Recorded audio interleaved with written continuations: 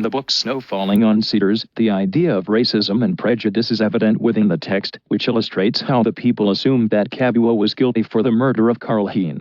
The Americans built a prejudice against the Japanese due to the bombing of Pearl Harbor.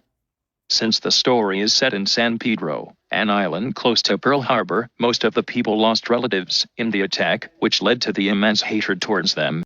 An example of this in the text is how all Japanese were rounded up and placed in internment camps, because the Americans believed them to be spies, even though most were American citizens. Another key theme in the text is the idea of forbidden love. This theme explores how the relationships between two different races, especially two races with different beliefs, could never exist. This also raises the idea of duty versus desire.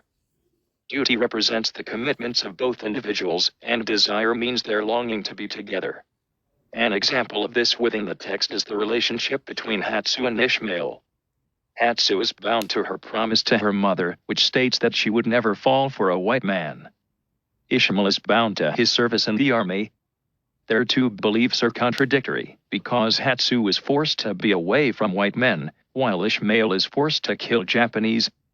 These themes are better enforced by the higher quality text, because it represents the ideas properly and delivers the overall message clearly.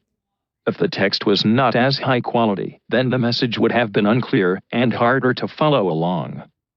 Therefore, higher quality texts would be far superior to lower quality texts. What have I learned from reading?